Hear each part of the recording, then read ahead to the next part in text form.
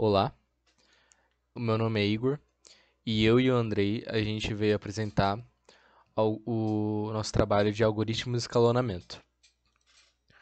Nesse trabalho, a gente vai abordar dois algoritmos específicos, que é o FIFO, que é o primeiro a chegar, o primeiro a ser servido, ou First In, First Out, e o Shortest Job Next, que é o trabalho mais curto primeiro.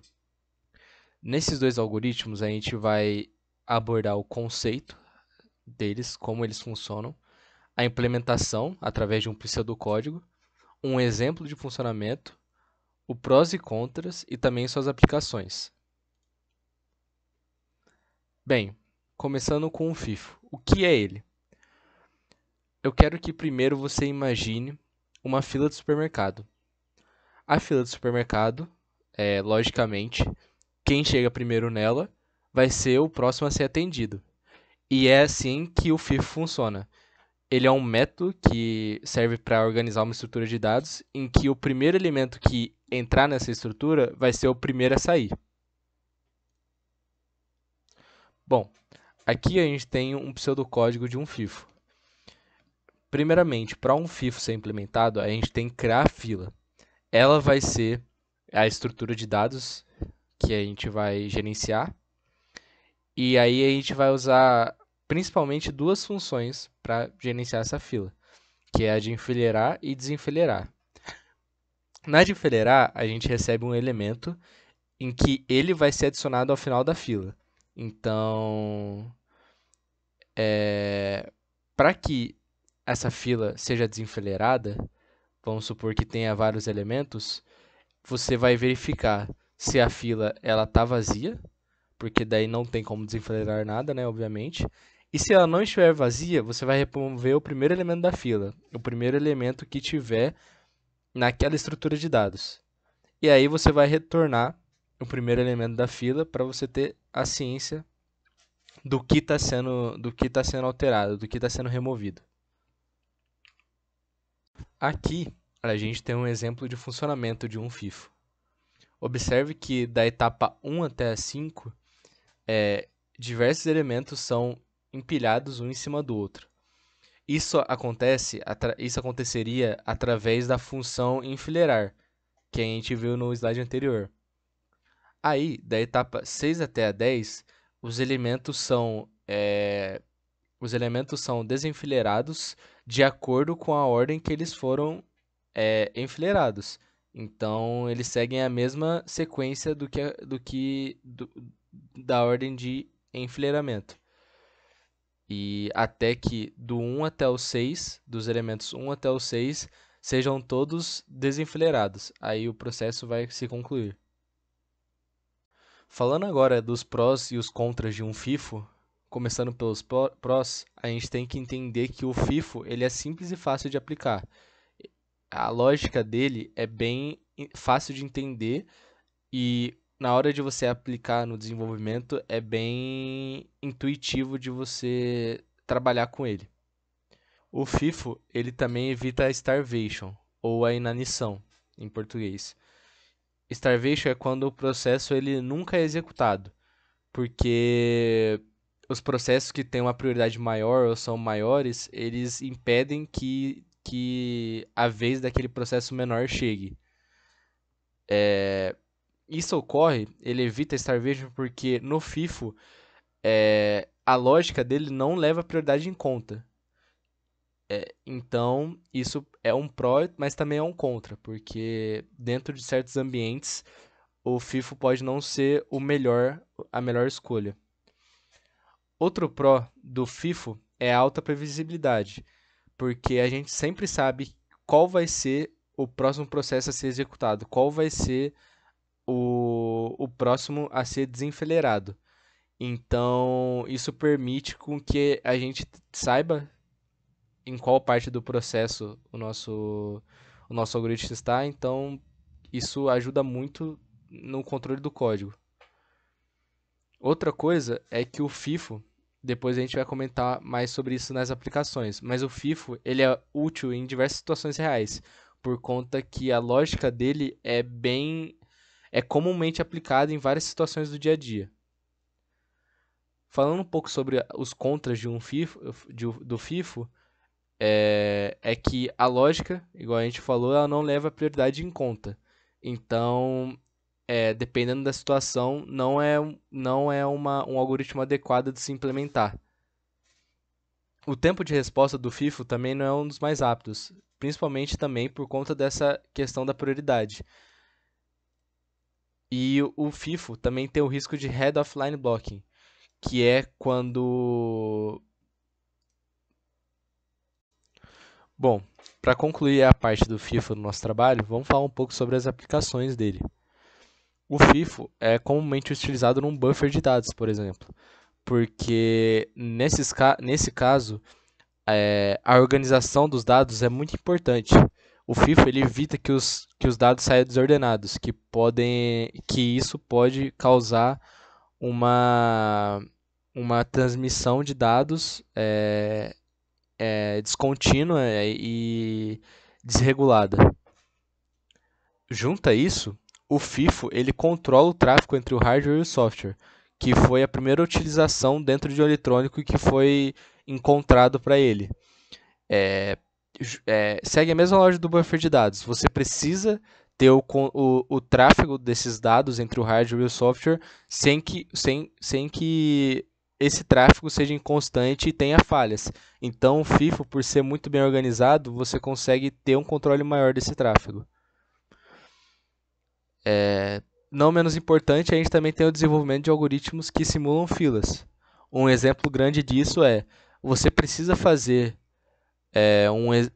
uma fila de impressão para um software de uma impressora para saber quais serão os documentos que serão impressos a seguir. E você vai utilizar o FIFO, porque ele segue a lógica de uma fila física mesmo, como a fila do supermercado que foi dado como exemplo. Agora eu vou passar a palavra para o Andrei, para ele comentar sobre o nosso próximo algoritmo de escalonamento, o Shortest Job Next. Bom, falando agora do nosso próximo algoritmo de escalonamento, o Shortest Job First, ou Shortest Job Next, que também é chamado assim, ele é um algoritmo não preemptivo para sistemas em lote. O que isso significa? Vamos lá. Um algoritmo não preemptivo, ele é um algoritmo que ele não pode ser interrompido pelo SO, pelo sistema operacional. Ou seja, ele só vai parar a execução na CPU quando ele terminar, ou quando ele for bloqueado ou liberado voluntariamente. Esse é o ponto. Agora, falando propriamente desse algoritmo do Shortest Job First, como que ele funciona? A lógica dele ele pega o processo que tem o menor tempo de execução estimado e ele manda para a fila de execução primeiro. De modo simples, é dessa forma como ele se comporta. E analisando aqui a imagem do lado que eu trouxe, dá para a gente comentar um pouco sobre. Pensa nos processos 1, 2 e 3 que estão ali do ladinho. Todos eles têm o arrival time de 0 e eles têm um burst time de 1. Só que como um foi colocado após o outro, o primeiro processo que foi enviado, ele começa no 0, burst time de 1, ele termina em 1. Só que o segundo processo, que começa em 0 e tem burst time de 1, ele vai aguardar a execução do processo anterior, que termina em 1, e vai ser executado também com 1 de burst time, só que ele vai começar em 1 e terminar em 2. E a mesma coisa com o 3, só que no caso ele vai ter que aguardar o processo 2 e o processo 1. E agora aqui, esses três processos eles teriam o mesmo burst time. Então, a ordem deles acaba não importando nesse pedaço aqui. Agora, tratando dos processos 4, 5 e 6, eles já têm burst times diferentes. E é interessante comentar porque todos eles começam no arrival time 3. O processo 4 ele tem um burst time de 1. Então, ele começa em 3, ele termina em 4. Agora, o processo 5 ele tem um burst time de 2. Só que, como ele é maior, ele foi enviado depois, então ele tem que aguardar a execução do processo 3.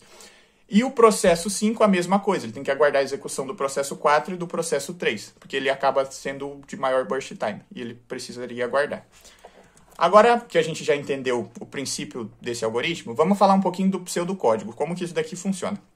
Primeiro, a gente tem uma lista de processos e a gente tem uma lista de execução. E como que ele vai fazer esse algoritmo? A gente vai testar essa lista de processos e enquanto existirem processos dentro dessa lista, a gente vai buscar o menor desses processos. E como que a gente vai buscar o menor desses processos? A gente vai receber a lista, a gente vai anotar o tempo estimado desses processos e daí a gente vai sempre testar para receber o menor. Quando a gente recebe o menor testando na fila inteira, a gente retorna esse menor processo de tempo estimado. E aí, quando a gente receber esse menor processo de tempo estimado, a gente vai adicionar ele na lista de execução e remover ele da lista de processo. E daí, com a próxima iteração, a gente vai repetir essa mesma coisa até que não haja mais processos na lista de processos e todos eles sejam mandados para a fila de execução. Então, é dessa forma que esse algoritmo ele se comporta. Agora, falando dos prós e dos contras desse algoritmo, é interessante comentar que um pró muito interessante desse algoritmo é que ele é o algoritmo com o menor tempo médio de espera. E por que isso acaba acontecendo? Como a gente acaba mandando os processos e as tarefas com o menor tempo estimado de execução primeiro, acaba que, se a gente for analisar de modo geral os processos que foram mandados, a gente tem o menor tempo de espera para esses processos. E quando a gente faz a média, a gente tem a menor média de tempo de espera para todos esses processos, porque os menores foram executados primeiro. E isso daqui é muito interessante porque permite uma otimização de tempo muito grande. E falando agora com essa mesma ideia, outro ponto forte é que ele otimiza o throughput do sistema. Como as tarefas e os processos menores eles são enviados primeiro, eles têm tempo menor de execução estimado, eles vão ser retornados rapidamente. E isso vai fazer com que o throughput do sistema seja otimizado, porque você vai estar conseguindo passar mais dados, e esses dados vão ser movidos e executados de certa forma, e eles vão ser retornados logo. Então você otimiza o throughput do sistema. E outro ponto forte é que ele também possui uma lógica simples, é fácil da gente conseguir entender, e ele tem um foco muito interessante em desempenho. E outro pró que eu não cheguei a comentar aqui, mas que como eu disse, eu comentei no começo, é que ele é muito eficiente para sistemas em lote. E por que para sistemas em lote? Porque sistemas em lote, na maioria das vezes, você tem um grande volume de processos ou tarefas para serem feitas, e essas tarefas, elas não dependem tanto de interação com o usuário ou coisas externas. Elas podem ser estimadas com mais facilidade, elas podem ser mandadas para serem executadas.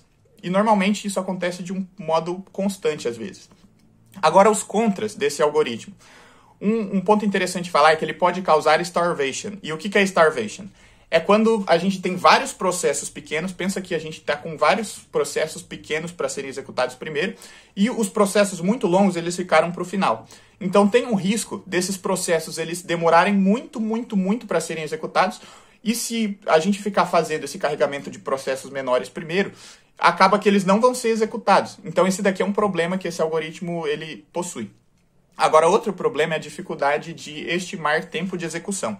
Como eu disse, para sistemas em lote, isso acaba sendo mais fácil de estimar tempo de execução. Agora, se a gente for pensar em aplicar ele para outros tipos de sistema, acaba sendo mais difícil de estimar tempo de execução, porque você tem fatores externos que variam isso. E por causa disso, também outro contexto aqui que eu coloquei, ele é inviável de ser implementado para sistemas interativos, exatamente por causa desse princípio. Então, acaba não sendo interessante implementar ele em sistemas interativos. E bom, agora falando das aplicações reais desse algoritmo. O primeiro, eles são muito aplicados em contextos mais precisos para estimar tempo e estimar execução. E agora falando das aplicações reais, a gente tem o próprio escalonamento da CPU, que é feito muito isso. No caso, para a gente estimar recursos e estimar tempo da CPU, porque a CPU tem que ser um componente rápido que execute várias tarefas ao mesmo tempo e consiga lidar da melhor forma. Então isso daqui acaba sendo usado muito no CPU Shadowing. Agora, outro ponto também que eu cheguei a comentar durante a apresentação é que ele é muito utilizado em sistemas em lote. Vou dar um exemplo aqui de um sistema de um banco, de uma corretora, que você precisa fazer constantemente a emissão de relatórios ou de balanços fiscais e coisas desse tipo. Você vai ter que fazer isso com uma certa frequência. E fazendo isso com uma certa frequência é uma tarefa que não depende da interação do usuário. Então, para tarefas como essas, você consegue estimar e você consegue ter um melhor resultado utilizando esse algoritmo. E outro também, a aplicação real desse algoritmo é para sistemas de gerenciamento de bancos de dados, os SGBDs. Isso daqui também com o mesmo princípio da CPU, para você otimizar recursos e ter um melhor tempo de resposta possível, no caso. E por isso ele acaba sendo muito utilizado nesses contextos, mas fora desses contextos, ele também pode ser utilizado, mas acaba sendo inviável muitas vezes, como em sistemas interativos. E bom, desde já agradeço pela atenção. Teria muitos temas também que permeiam esse interesse, que eu gostaria também de ter comentado, mas não tem como por causa do tempo. Mas desde já agradeço pela atenção e tenha um bom dia.